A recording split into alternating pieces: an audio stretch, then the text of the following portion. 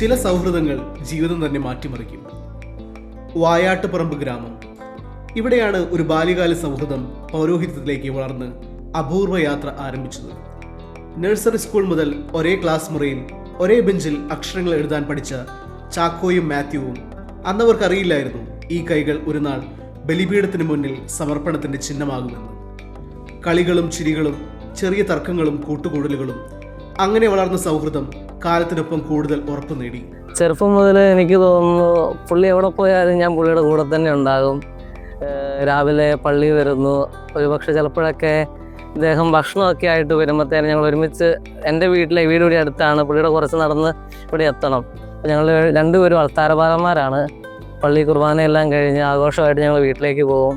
വീട്ടിൽ ചെന്നിട്ട് ഒരുമിച്ച് പുള്ളിയുടെ ഭക്ഷണമൊക്കെ എടുക്കും. എനിക്ക് വീട്ടിൽ നിന്ന് ഭക്ഷണം ഞങ്ങൾ രണ്ടുപേരും ഷെയറൊക്കെ ചെയ്ത് അതെല്ലാം കഴിഞ്ഞ് ഭക്ഷണമെല്ലാം കഴിഞ്ഞ് ഞങ്ങൾ തിരിച്ച് സ്കൂളിലേക്ക് പോവുകയാണ് മിക്ക ദിവസം തന്നെ പതിവുള്ളൊരു കാര്യം എന്ന് പറയുക. അപ്പോൾ ആ ഒരു ചെറുപ്പത്തിലുള്ള ആ ഒരു സൗഹൃദമൊക്കെയാണ് ഞങ്ങളെ ഇവിടം വരെ എത്തിച്ചതെന്ന് ഞങ്ങൾക്ക് തോന്നുന്നു. ഇവരെൻ്റെ കൂടെ പോരും എന്നുള്ളൊരു പ്രതീക്ഷ എനിക്കില്ലായിരുന്നു. ഞാൻ ചുമ്മാ ഒന്ന് വിളിച്ചു നോക്കിയതാണ്. പക്ഷേ എന്തോ ആളെൻ്റെ കൂട്ടത്തിലേക്ക് പോകുന്നു. നമ്മൾ പറഞ്ഞ പോലെ പല പല വഴിക്കും ഇതുപോലെ ഒന്നിച്ച് പോയിട്ടുണ്ടെങ്കിലും ഈ ഒരു പരിപാടിക്ക് ഇവൻ്റെ ഒരു സഹകരണം ഞാൻ പ്രതീക്ഷിച്ചിരുന്നതല്ല. കാരണം എല്ലാവർക്കും അങ്ങനെ താല്പര്യമുള്ള ഒരു കേസാകണമെന്നില്ല.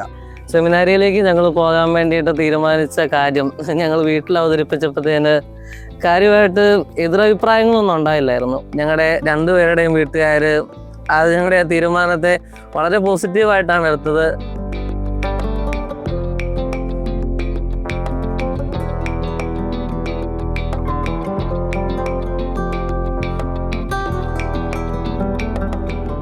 സഭയിൽ ചേർന്നതിനാണെങ്കിൽ പോലും പലപ്പോഴും ഇവിടം വരെ എത്തും എന്നുള്ളൊരു പ്രതീക്ഷ പോലും കൃത്യമായിട്ട് എനിക്കില്ലായിരുന്നു. കാരണം പലപ്പോഴും നിർത്താം അല്ലെങ്കിൽ സ്റ്റോപ്പ് ചെയ്യാം എന്നുള്ളൊരു ചിന്തയുണ്ടായിരുന്നു. പക്ഷെ അന്നേരപ്പോഴൊക്കെ ഇവനോട് ചോദിക്കുമ്പോഴും ഇവൻ പറയും, നിനക്ക് തോന്നുന്നുണ്ടെങ്കിൽ നീ നിർത്തിക്കോ, എന്നെ നോക്കണ്ട എന്നുള്ളൊരു രീതിയിൽ. കാരണം ഞാൻ കാരണം ഇവൻ നിൽക്കരുത്, ഇവൻ കാരണം ഞാൻ നിൽക്കരുത് എന്നുള്ളൊരു ചിന്ത ഞങ്ങളുടെ ഇടയിൽ ഉണ്ടായിരുന്നു. സെമിനാരി പോയതിന് ശേഷവും ഞങ്ങൾ തമ്മിലുള്ള ആ ഒരു സൗഹൃദം എന്താ പറയുക, അതുപോലെ തന്നെ നിലനിൽക്കുകയായിരുന്നു. കാരണം നമുക്കെല്ലാവർക്കും അറിയാം, സെമിനാരിയിലേക്ക് ഫസ്റ്റ് ഇയറിലേക്കൊക്കെ ചെല്ലുമ്പോഴത്തേന് ആദ്യമേ തന്നെ ചെറിയ ചെറിയ ബുദ്ധിമുട്ടുകളും കുറച്ച് ദിവസമെങ്കിലും ചെറിയ ചെറിയ വീട്ടുകാരെ വിട്ട് പിരിഞ്ഞതിൻ്റെയും അതുപോലെ തന്നെ ചില ബുദ്ധിമുട്ടുകളും കാര്യങ്ങളൊക്കെ നമുക്കുണ്ടാകും. പക്ഷെ ആ സമയത്തൊക്കെ നമുക്ക് ഒന്ന് പങ്കിടാൻ വേണ്ടിയിട്ട് അറിയാവുന്ന ഒരാളുള്ളത് ഭയങ്കര സന്തോഷകരമായിട്ടുള്ളൊരു കാര്യമാണ്. തിരുപ്പട്ടം ഒന്നിച്ച് സ്വീകരിച്ച ആ ദിവസത്തെ ഒരു അനുഭവത്തെ പറ്റി പറയുകയാണെങ്കിൽ, അന്ന് രാവിലെ പിതാവുമൊത്ത് ദേവാലയത്തിൽ പ്രവേശിച്ച് പ്രാർത്ഥിക്കാൻ വേണ്ടി മുട്ടുകുത്തിയപ്പോൾ സത്യം പറഞ്ഞാൽ എൻ്റെ കണ്ണ് നിറയുന്നുണ്ടായിരുന്നു. കാരണം ഇതുവരെ ഞാൻ പള്ളി കയറിയ പോലെ ഒരു കാര്യത്തിനല്ല അന്ന് ആ പള്ളിയിൽ കയറുന്നത്. എന്തോ വല്ലാണ്ട് എനിക്ക് കരച്ചിൽ വരികയൊക്കെ ആയിരുന്നു. അപ്പം പിതാവാണ് എന്നെ വിളിച്ചെഴുന്നേൽപ്പിച്ച് പ്രതിഷ്ഠത്തിൽ പോകാൻ വേണ്ടിയിട്ട് എന്നെ എഴുന്നേൽപ്പിച്ച് വിട്ടത്. പക്ഷേ അത് കഴിഞ്ഞപ്പോൾ തൊട്ട് നമ്മൾ ആ ഒരു നോർമൽ ആ ഒരു പ്രൊസീജിയർ അല്ലെങ്കിൽ ആ സെറിമണിയുടെ ഒരു ഭാഗമായി നമ്മൾ മാറി കൃത്യമായിട്ട് ഓരോന്നൊക്കെ ഇങ്ങനെ ചെയ്യുന്നു. അന്നേരം പോലും ഞങ്ങൾ തമ്മിലുള്ളൊരു പ്രോപ്പർ കമ്മ്യൂണിക്കേഷൻ നടന്നില്ലെങ്കിൽ ടൈമിങ് തെറ്റും എന്നൊക്കെ ഉള്ളത് കൊണ്ട് ഞങ്ങൾ തമ്മിലൊരു പ്രോപ്പറായിട്ടുള്ള കമ്മ്യൂണിക്കേഷൻ നടക്കുന്നുണ്ട്. അത് ചില വാക്കുകളിൽ കൂടെ അല്ല, ചെറിയൊരു നോട്ടം മതി.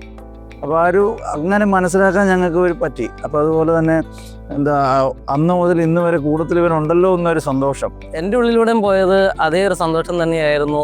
ഇത്രയും നാളും കൂടെ ഉണ്ടായിരുന്ന ഒരു ചങ്ക് കൂട്ടുകാരൻ ഒരുമിച്ച് അച്ഛനായി പുരോഹിതനായിട്ട് കർത്താവിൻ്റെ ആൾത്താരുടെ മുമ്പിൽ നിൽക്കുമ്പോഴത്തേന് ഉണ്ടായിരുന്ന ആ ഒരു സന്തോഷം എന്താ പറയുക, പറഞ്ഞറിയിക്കാൻ പറ്റാത്ത തന്നെയായിരുന്നു. ദൈവസ്നേഹം വർണ്ണിച്ചിടാം, വാക്കുകൾ പോരാ, നന്ദി ചൊല്ലിത്തീർക്കുവാനേ ജീവിതം പോരാ, കഷ്ടപ്പാടിൻ കാലങ്ങളിൽ രക്ഷിക്കുന്ന സ്നേഹമോർത്താൻ എത്ര സ്തുതിച്ചാലും മതി വരുമോ ദൈവസ്നേഹം വർണ്ണിച്ചിടാൻ വാക്കുകൾ പോരാ.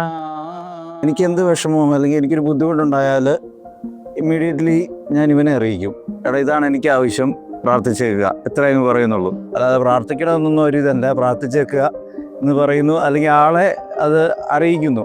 ഇത് പറയുന്ന പോലെ തന്നെ അവനും അദ്ദേഹത്തിൻ്റെ കാര്യങ്ങളും എന്നെ അറിയിക്കുന്നു, പ്രാർത്ഥിക്കുന്നു. പ്രകാരം ആണ് ഞങ്ങളുടെ അങ്ങോട്ടും ഇങ്ങോട്ടുള്ള ഒരു പ്രാർത്ഥനാ സപ്പോർട്ട്. എനിക്കിപ്പോൾ കിട്ടിയിരിക്കുന്നത് ബൽത്തങ്ങാടിയിലുള്ള ഞങ്ങളൊരു ആശ്രമത്തിലാണ്. അപ്പം ചാർജ് എടുത്തിട്ടില്ല, ഈ ദിവസങ്ങളിൽ പോയി ചാർജ് എടുക്കും, അങ്ങനെയാണ് തീരുമാനിച്ചിരിക്കുന്നത്. എനിക്ക് പത്തനംതിട്ടയിൽ റാന്നിയിലുള്ള ഞങ്ങളുടെ ഒരു ആശ്രമമുണ്ട്, അവിടെയാണ് എനിക്ക് അപ്പോയിൻമെൻറ്റ് കിട്ടിയിരിക്കുന്നത്. ഞങ്ങളെ സംബന്ധിച്ചിടത്തോളം പിരിഞ്ഞിരിക്കാൻ നേരം ഞങ്ങൾക്ക് ആ ഒരു വിഷമമൊന്നുമില്ല. കാരണം ഇവന് അവിടെ ഉണ്ട് എന്നുള്ള ഉറപ്പ് നമുക്കുണ്ട്. ആരാരും ഇവനെ വിളിച്ചിട്ട് കിട്ടിയില്ലെങ്കിലും നമ്മൾ അന്വേഷിക്കും, ഇങ്ങനെ ഒരാൾ കൂടി ഉത്സവം എന്നുള്ള കാര്യം അന്വേഷിക്കും, അവൻ്റെ സുഖവിവരങ്ങളൊക്കെ അന്വേഷിക്കുന്ന ആ ഒരു സംഗതി നേരത്തെ പോലെ ഉള്ളൊരു കാര്യമാണ്. അപ്പം പിരിഞ്ഞാൽ പോലും ആ സൗഹൃദം നിലനിൽക്കുന്ന കാര്യം ഞങ്ങൾക്ക് രണ്ടുപേർക്കും ഉറപ്പുള്ള ഒരു സംഗതിയാണ്. ചാക്കോയും മാത്യുവും ഇന്ന് വൈദികർ മാത്രമല്ല, വിളിയെ ധൈര്യത്തോടെ സ്വീകരിച്ച ഒരു തലമുറയുടെ പ്രതീകങ്ങളാണ്. ഈ യാത്ര ഒരുപാട് യുവഹൃദയങ്ങളോട് പങ്കുവയ്ക്കുന്നത് ഒരേയൊരു സന്ദേശം: വിളി കേൾക്കാൻ മനസ്സ് തുറന്നാൽ ദൈവം വഴി കാണിക്കും.